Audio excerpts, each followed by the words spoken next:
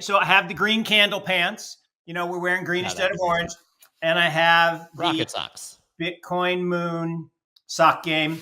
And it's not just, you know, when Moon kind of Lambo. No, this bull market that's just getting started, like we haven't even gotten to crypto fall. That doesn't happen till June.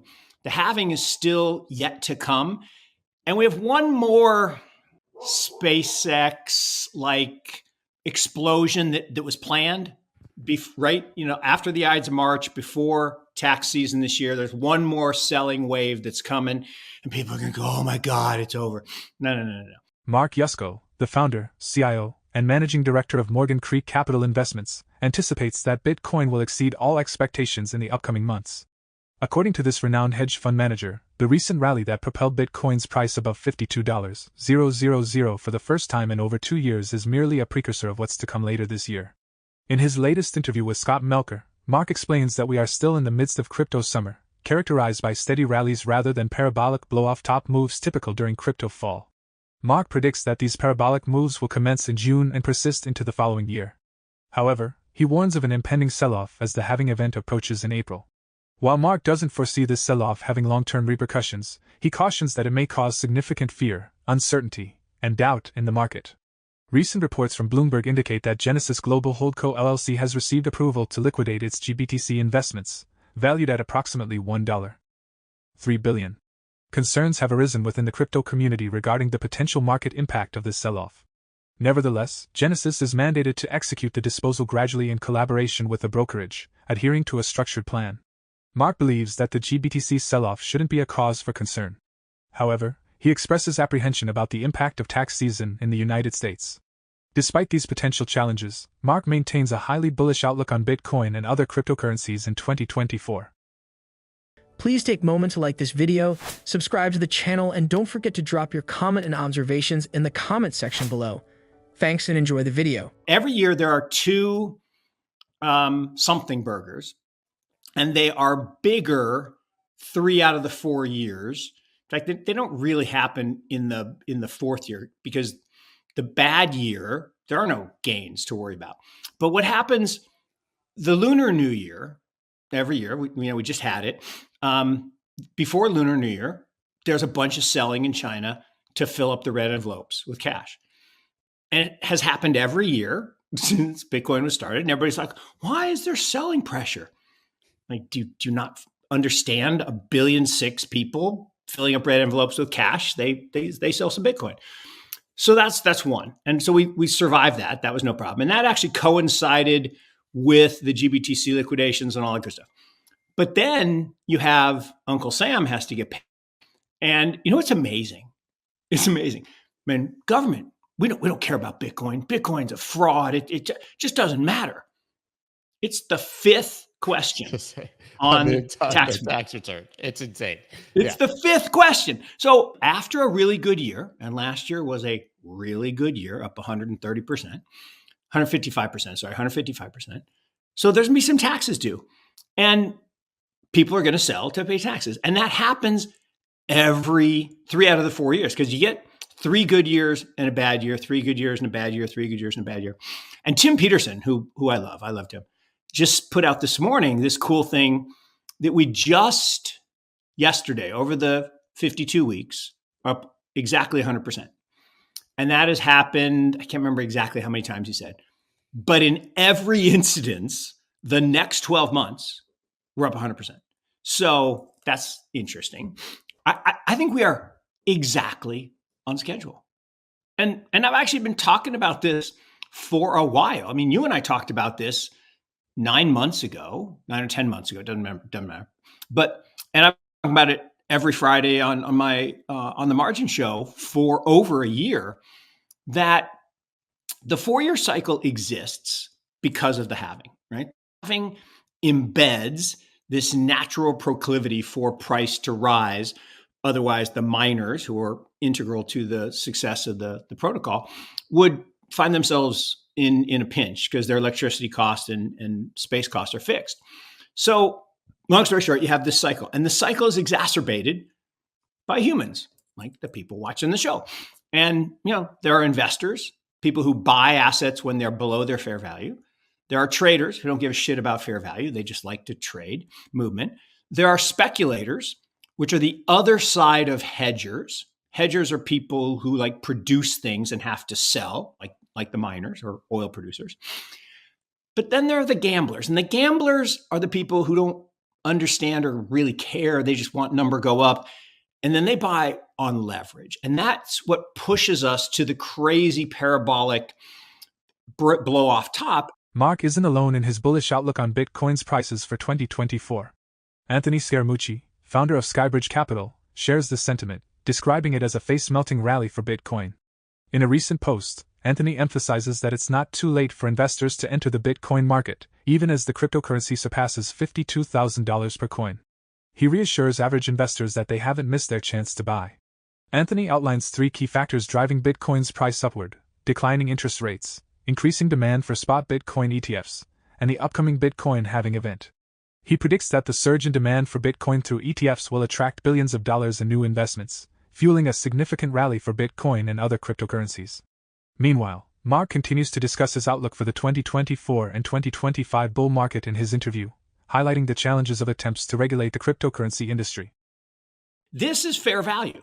Fair value, according to Tim's Metcalfe's Law model, and I've been using the Metcalfe's Law model since 2014.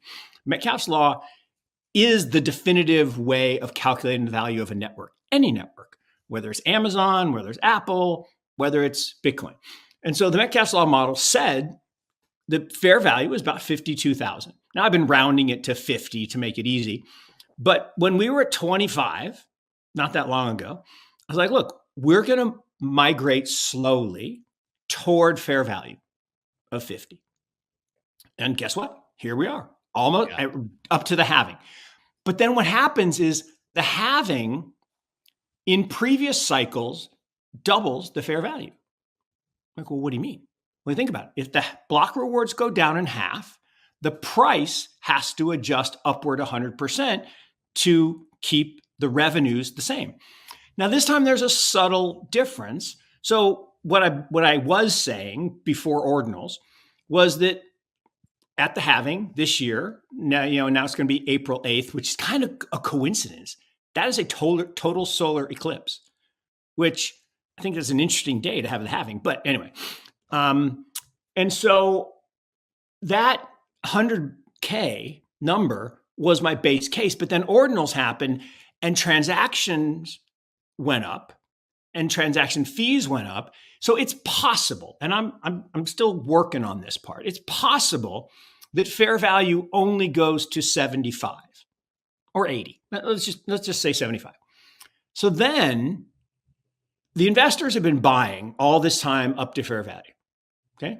Well, now we have new people. We have traders, we have speculators because the hedgers are selling. The gamblers haven't even showed up yet. Once they show up and once the leverage starts, then we go right through fair value. So right past 75. Probably in history, we go to 2.3x. I was going to say we more than doubled it. Yeah. Yeah, at the peak. We go to 2.3x at the peak. So we went to 69 on a fair value of 30 or 68. It was. And so I don't think we'll go 2.3 times because I think there's less leverage.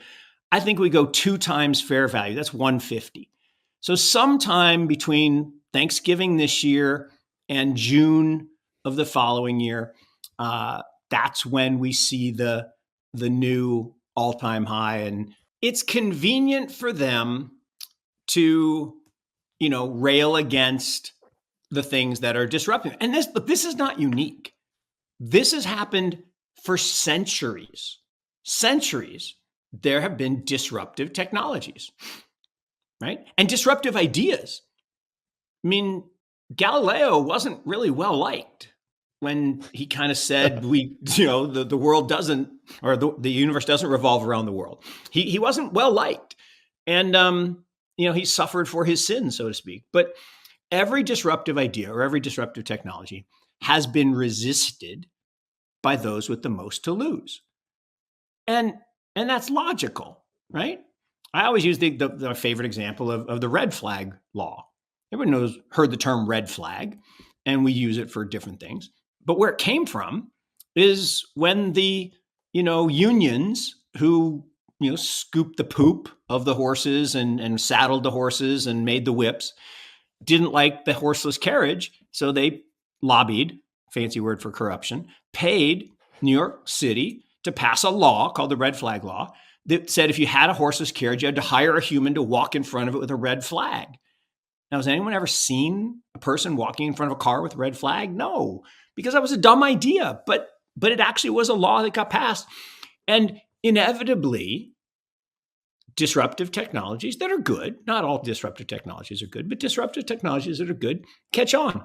And, this is a technology, the base layer of money, the digital base layer of money for the digital age, that is not going away. No matter how hard they cry, complain, object, try to, dissuade people through FUD and just outright lies, this movement of electronic and physical analog assets into the digital world is not going to stop. In the meantime, BlackRock is steadily accumulating more Bitcoin for its spot Bitcoin ETF. Recent reports reveal that the world's largest asset manager held 10,196.69 Bitcoin in its ETF as of February 14, 2024. Additionally, it maintained $9,955 in cash, totaling over $5.6 billion in net assets. On February 14th alone, BlackRock's spot Bitcoin ETFs attracted $339.8 million, with BlackRock SIBIT leading with $24.3 million in net inflows. Since their launch, the newborn 9 and GBTC have collectively received over $4.1 billion in inflows. With the remarkable and ongoing success of these ETFs, investors anticipate even greater price gains for Bitcoin in the coming weeks and months. Are you expecting a significant rally, given Bitcoin's high trading value and the upcoming halving event? Share your thoughts and predictions in the comments section below. For more Daily Dose Crypto news, check out these two awesome videos on your screen. Click now and we will see you on the next video.